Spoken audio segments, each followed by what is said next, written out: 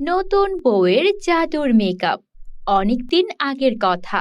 এক গ্রামে চৈতি নামের একটা মেয়ে ছিল। চৈতি সারা দিন শুধু মেকআপ করত। দেখতেও ভারী সুন্দর ছিল। দুধে আলতা, সাদা টকটকে গায়ের রং। ওর মতো সুন্দর এই গ্রামে আর একটাও ছিল না। এমনকি ওকে দেখে সবাই বিদেশি মনে করত। আর চৈতি পার্লার থেকে ওর মাথার চুলগুলো সোনালী রঙের করে এনেছিল, যার কারণে হুট করে ওকে কেউ দেখলে বিদেশি না বলে যেন থাকাই যাবে না।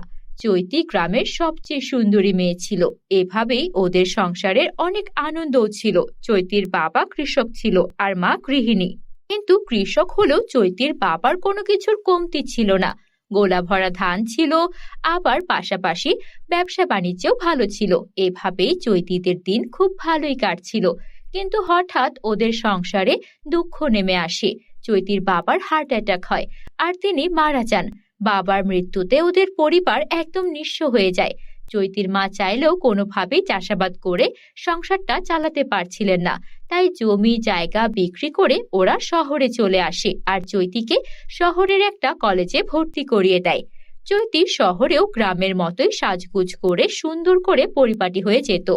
ওকে দেখে সবাই ভীষণ পছন্দ করত। ও যে গ্রাম থেকে এসেছে এটা যেন কেউ মনেই করতো না।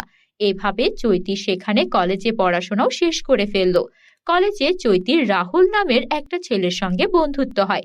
আর তারপর বন্ধুত্ব থেকে প্রেম, আর প্রেম থেকে ভালোবাসা, দেন বিয়ে। রাহুল, তোমাকে বিয়ে করতে পেরে আমি সত্যি অনেক আনন্দিত। তুমি আমার মাকেও আমার সঙ্গে থাকতে দেবে বলেছ। তুমি সত্যি অনেক ভালো ছেলে। I love you Rahul. তোমাকেও আমি অনেক ভালোবাসি চৈতি। শুধু তোমার সৌন্দর্যের জন্য নয়, আমি তোমাকে তোমার গুণের জন্য, তোমার এই এত সুন্দর মনের জন্য ভালোবাসি। আমরা আজীবন একসাথে থাকবো। রাহুল আর চৈতি সুখে শান্তিতে সংসার করছিল। বন্ধুরা, তোমরা যারা যারা গল্পটি দেখছো তোমাদের নাম কমেন্টে লিখে জানাও। আমরা নেক্সট গল্প তোমাদের নাম দিয়ে বানাবো। একদিন চৈতি রান্নাঘরে রান্না করছিল। তখন হঠাৎ করে ওর হাত থেকে একটা গরম পানির গামলা ছিটকে যায় আর সে পানি গিয়ে চৈতির মুখে পড়ে। চৈতির পুরো মুখটা পুড়ে যায়। সঙ্গে সঙ্গে চৈতিকে হাসপাতালে নেওয়া হয়। সেখানে ডাক্তার অনেক চিকিৎসা করেও চৈতির মুখটাকে আর সুন্দর রাখতে পারেনি। পুরো মুখে ব্যান্ডেজ করে দেওয়া হয়। 6 মাস পর যখন ব্যান্ডেজ খোলা হয়, চৈতির পুরো মুখটা দেখতে খুবই বিশ্রী দেখাচ্ছিল। চৈতিকে আর আগের মতো সুন্দর লাগছিল না। এটা দেখে রাহুলও চৈতির থেকে দূরে সরতে শুরু করে। রাহুল, তুমি তো বলেছিলে তুমি আমার সৌন্দর্যের জন্য না, আমার মন দেখে আমাকে ভালোবাসো। এখন আমার থেকে কেন দূরে সরে যাচ্ছ? দেখো, তোমার এরকম ভয়ঙ্কর চেহারা দেখতে আমার ভয় লাগে। রাতের বেলা তুমি আমার পাশে ঘুমিও না তো।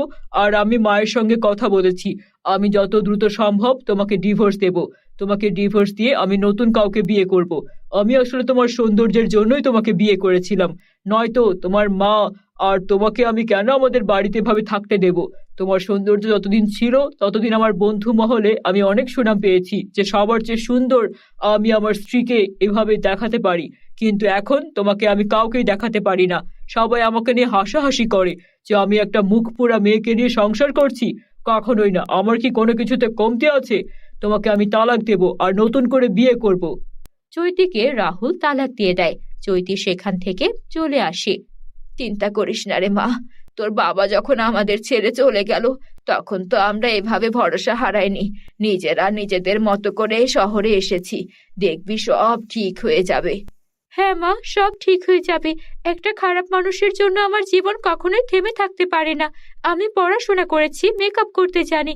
আজকে আমার এই মুখের জন্য যখন আমাকে এতভাবে অপমান করা হলো, একদিন আমি পুরো শহরে নাম করব। চৈতি একটা পার্লার খুলে ফেললো। প্রথম দিকে চৈতি মুখে মেকআপ লাগিয়ে পুরো মুখ ঢেকে মেকআপ করত। চৈতির হাতের মেকআপ অনেক ভালো ছিল। সবাই ওর কাছ থেকে এসে মেকআপ করাতে লাগলো। আর অল্প কিছুদিনের মধ্যেই চৈতি মেকআপ হাউস একদম সব জায়গায় প্রশংসা কুড়াতে শুরু করলো। একদিন চৈতির স্বামী এলো আর সবাইকে বলল, আপনারা সবাই যার থেকে মেকআপ করছেন, আপনারা কি জানেন তার মুখটা পোড়া? এমন একটা ভয়ঙ্কর চেহারার মানুষের হাত থেকে আপনারা মেকআপ করছেন? হা হা হা। ওনার মুখটা আপনারা একবার দেখলে এখানে আর কখনোই আসবেন না। চৈতির স্বামীর কাছে চৈতির পোড়া মুখের ছবি ছিল, আর সবাইকে সেটা দেখাতে শুরু করলো। এটা দেখে সেখানে থাকা কাস্টমাররা সেখান থেকে উঠে চলে গেল। দেখেছো চৈতি, কি ভেবেছিলে আমি তোমাকে ডিভোর্স দেওয়ার পরও তুমি এভাবে সুখে থাকবে? আমি এটা মেনে নেব? কখনোই না। আমি তো আবার বিয়ে করেছি, কিন্তু তোমার সুখ আমার সহ্য হচ্ছে না। তুমি এত সুখে কিভাবে থাকতে পারো? তুমি এত খারাপ ছেলে, আমার সুখ তোমার সহ্য হচ্ছে না? আমাকে ডিভোর্স দেওয়ার পরও তুমি আমার পেছনে পড়ে আছো। একদিন তুমি তোমার পাপের শাস্তি ঠিক পাবে। চৈতি সেই শহর ছেড়ে চলে এলো আর জঙ্গলে থাকতে শুরু করলো ওর মাকে নিয়ে। মা, সবাই আমাকে নিয়ে হাসাহাসি করে। আমরা শহরে না, না গ্রামে, কোথাও থাকবো না। এখন থেকে জঙ্গলেই থাকবো। জঙ্গলে একটা বুড়িমা বাস করতেন। সেই বুড়িমা জড়িবুটির কাজ জানতেন। বুড়িমার সঙ্গে চৈতির যখন আলাপ হয়, বুড়িমা বলেন, তোর মুখে যেটা হয়েছে সেটার জন্য আমার কাছে একটা ঔষধ আছে। তবে সেই ঔষধ তখনই কাজ করবে যখন তুই একটা ভালো মনের মেয়ে হবি। তুই কি ভালো মনের মেয়ে? নয়তো হিতে বিপরীত হবে, মুখ পুড়েও যেতে পারে। আমি অনেক ভালো মনের মেয়ে, এটা আমি বিশ্বাস করি। আমি কখনো কারো ক্ষতি করিনি। আপনি আমার মুখে ওষুধটা লাগাতে পারেন। তারপর চৈতিকে সেই বুড়িমা ওষুধটা লাগিয়ে দিল। চৈতিকে ওষুধটা লাগানোর পর চৈতি দেখতে আরো বেশি সুন্দর হয়ে গেল। তুই তো একদম ঠিক বলেছিস। তুই সত্যি অনেক ভালো মনের মেয়ে, তাই তো তোর সৌন্দর্য আরো বেড়ে গেছে।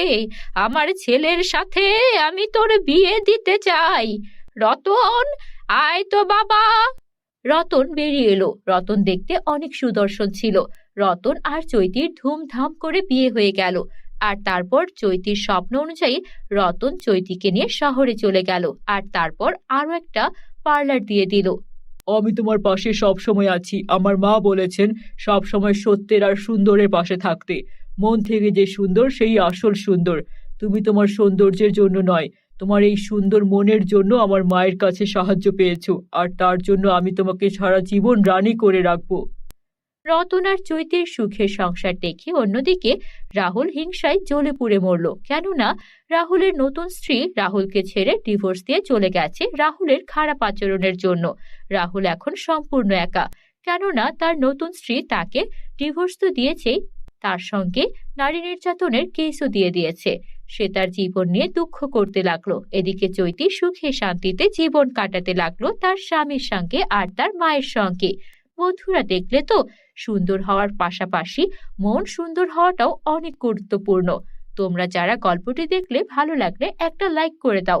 আর যারা আমাদের চ্যানেলে একদমই নতুন, প্রতিনিয়ত এমন সুন্দর সুন্দর গল্প দেখতে আমাদের চ্যানেলটিকে সাবস্ক্রাইব করে পাশে থাকা বেল আইকন প্রেস করতে ভুলো না যেন। Bye bye.